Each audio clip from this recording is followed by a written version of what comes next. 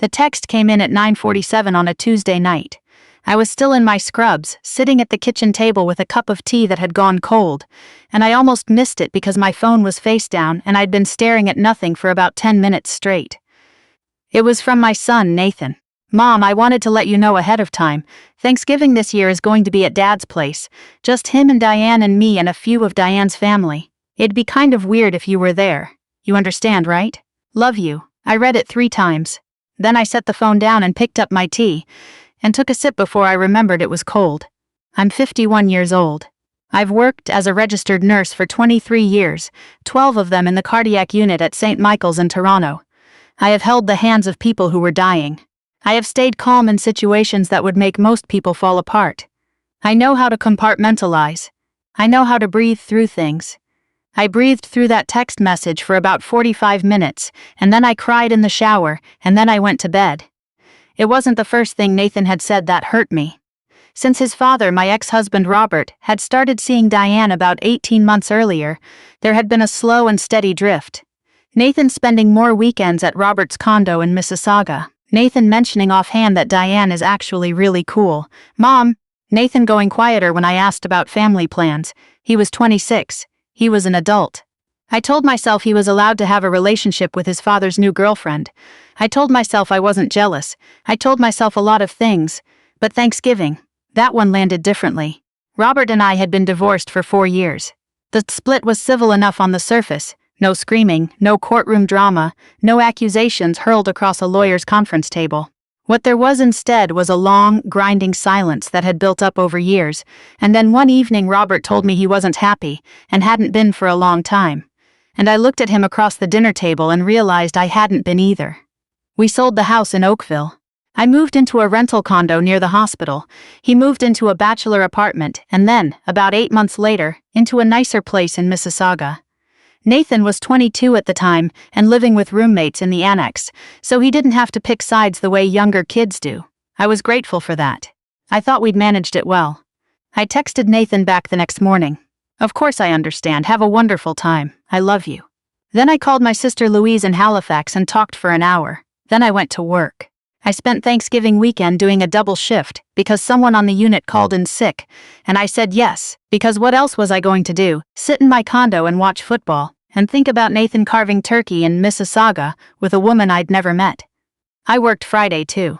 I brought home leftovers from the hospital cafeteria and ate them standing at the kitchen counter, and told myself this was fine. It was not fine, but I was getting through it. What I didn't know then, what none of us knew, was that while I was swallowing my feelings and picking up extra shifts and being reasonable, something had been happening on Robert's side of things. Something that had nothing to do with feelings or family dynamics or who gets to host Thanksgiving. Something that was about money. I need to back up a little, because there's context that matters here. Robert spent 20 years as a financial advisor. He built a decent practice, mostly mid-range clients, people who had some savings and wanted help managing them, small business owners, retirees. He was good at it, or I thought he was. He was meticulous about paperwork, always had been.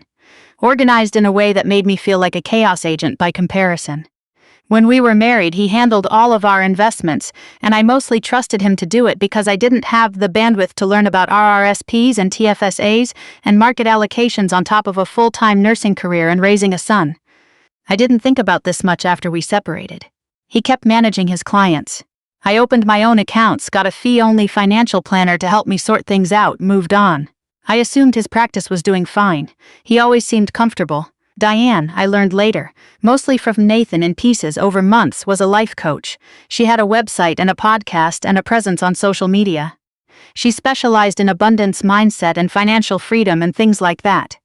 She'd been a client of Robert's before they started dating. Nathan seemed to find her inspiring.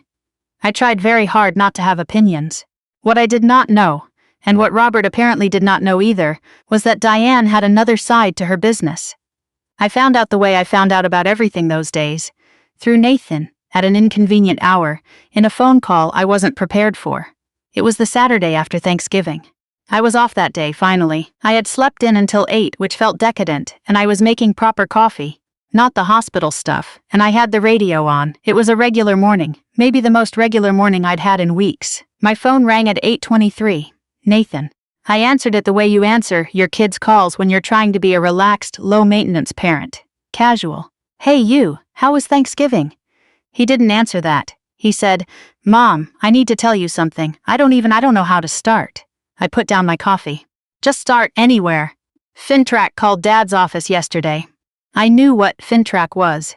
The Financial Transactions and Reports Analysis Center of Canada. The federal agency that monitors financial transactions for money laundering, terrorist financing, fraud. I'd seen things in the news over the years. I didn't know anyone who'd ever been contacted by them. What do you mean, called his office? I mean investigators. They showed up. 2 of them. With Mom, they had documents. They had a lot of documents. I sat down at the kitchen table. Nathan, slow down. What is this about? He took a breath. It's about Diane. Here is what came out over the next hour. Fragments, some of which I've had to piece together from things Nathan told me over the following weeks, and some of which came out during what happened afterward. Diane had built something that looked, on the surface, like a legitimate coaching and investment education business. Webinars, one-on-one sessions, online courses. She had hundreds of followers, a polished brand, testimonials. But underneath that, she had been running a referral scheme that crossed serious legal lines, directing clients to investment products that she received undisclosed commissions on, some of which were fraudulent funds that didn't exist in any registered or legal capacity. She had been doing this for at least 3 years, and Robert, my meticulous, organized, paperwork-obsessed ex-husband, had at some point begun referring some of his own clients into these products as well. Whether he knew exactly what he was doing, or whether he'd convinced himself it was legitimate, I still don't fully know. Nathan didn't know either. What FINTRAC knew was that money had moved in ways it shouldn't have, and client accounts had been affected, and both Diane's name and Robert's name were on a lot of the relevant documentation. The investigators hadn't arrested anyone that day, but they had made very clear that this was not a preliminary inquiry. This was a formal investigation. Nathan was at the condo when it happened. He'd stayed over after Thanksgiving dinner, and he watched 2 federal investigators sit at his father's kitchen table for 2 hours. He described Robert's face as the color of old chalk. He described Diane leaving the room and not coming back. He described sitting in the hallway outside the kitchen, not knowing what to do with his hands. Mom, he said, when he'd finished telling me all of it. Mom, I'm sorry I told you not to come. I didn't say anything for a moment. You didn't need to be there for any of this, I said finally. I meant for Thanksgiving. I shouldn't have said it would be weird. That wasn't. I shouldn't have said that. Nathan. I just wanted things to feel normal. Dad seemed happy, and I thought if you came it would be complicated, and I thought, Nathan. I said it a little more firmly. We don't need to do this right now. Are you okay? Where are you? He was at his own apartment by then. He'd left Mississauga that morning. He sounded hollowed out. I asked him if he'd eaten. He hadn't. I told him I'd come over. I drove across the city with a bag of groceries and made him scrambled eggs and toast, and sat at his kitchen table while he ate them, and I did not say a single thing about Thanksgiving, or about being excluded, or about any of it. Because he was 26 years old, and his father was in serious trouble, and that was what mattered. I focused on what was in front of me. That's what you do. But I won't pretend I wasn't thinking about it. The thing is, I want to be honest here, because I think honesty is the only thing that makes a story like this worth telling. I did not feel triumphant when Nathan told me about the investigation. I want to be clear about that, because I know what it might look like from the outside. Ex-wife excluded from the holiday, and then suddenly the new girlfriend turns out to be under federal investigation. It would be very easy to say I felt vindicated. It would be very easy to let that be the shape of the story. What I actually felt was tired and sad, and a very specific kind of grief that I don't have a good word for. The grief of realizing that the person you spent 17 years with, who you shared a mortgage and a child and 1,000 ordinary evenings with, had made choices that were going to cost him everything. I had loved Robert, not at the end, but I had for a long time, and I had not made those choices. I had not been part of this, but I had been close enough to it that the proximity made me feel something cold and serious, the way you feel when you hear about a car accident on a road you drive every day. Over the following weeks, things moved quickly in some ways, and very slowly in others. FINTRAC's findings were passed on to the RCMP Financial Crime Unit. Diane was formally identified as the primary architect of the scheme. She was the one who'd created the fraudulent products, who'd recruited other people to direct clients into them, who'd been doing it long before Robert came along. Her coaching business, it turned out, had always been partly a front. A way to build trust with people before steering them toward things she was profiting from illegally. Robert's situation was more complicated. His lawyer was working on establishing the degree to which he had understood what he was involved in versus the degree to which he had been manipulated by someone he trusted. I won't pretend to know how that calculus would work out. What I know is that several of his clients had lost money, and that would have to be addressed one way or another, and that his license to practice as a financial advisor was suspended pending the investigation. He called me once, about 3 weeks after Nathan's Saturday morning phone call. I almost didn't pick up. We hadn't spoken directly in almost 2 years, not since a brief exchange about some paperwork from the sale of an old joint account. I looked at his name on my screen for a few seconds and then answered. "I know I don't have any right to call," he said. "Okay," I said. I don't know what I wanted. He sounded exhausted. Not the exhaustion of someone who hadn't slept, but the deeper kind. "I know this has affected Nathan. I know it's affected your life by association, and I'm sorry for that. I thought about a lot of things I could say. I thought about Thanksgiving. I thought about the text message I had read 3 times at the kitchen table with a cup of cold tea. I thought about the double shift in the hospital cafeteria and standing at my counter eating leftovers alone. I said, Robert, I hope you have good legal counsel. I hope Nathan comes through this okay. That's what I care about." He was quiet for a moment. "You always were the more straightforward one. Take care of yourself," I said, and I ended the call. I sat with my phone in my hand for a while after that.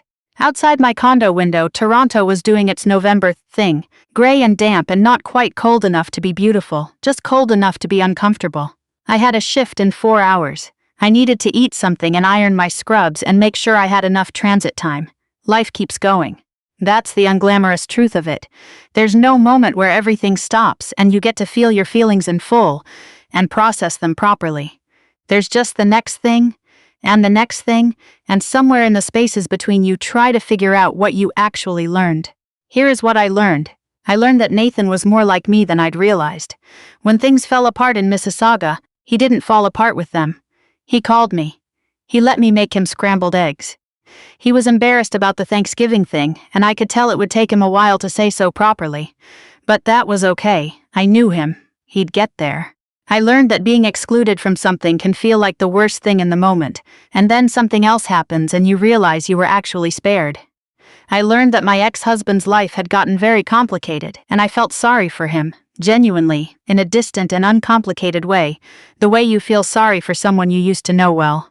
And I learned, or maybe just remembered, something I already knew but keep needing to be reminded of, that the most important thing I can do in any situation is show up and do what's actually needed. Not what's dramatic. Not what makes me look good or feel righteous. Just the practical, real thing. When Nathan called at 8:23 on a Saturday morning, I could have fallen apart. I could have made it about Thanksgiving. I could have said something that would have stayed between us for years. Instead, I drove across town with groceries. Months later, Nathan came for dinner at my place on a random Wednesday. He brought wine, which he didn't usually do, and he helped me clean up. After which he also didn't usually do, and at the end of the evening he stood in my hallway putting on his coat, and he said, "Mom, I want you to know that next year, whatever the plan is, you're not getting a text. You're getting an actual conversation." I looked at him. 26 years old, taller than his father, which still surprises me sometimes. "I would appreciate that," I said. He hugged me before he left, longer than usual, and I stood at my door after and listened to the elevator, and then I went back inside. The kettle was still warm. I made tea and sat at the kitchen table and drank it while it was hot, which felt, for reasons I can't entirely explain, like a small and genuine form of victory.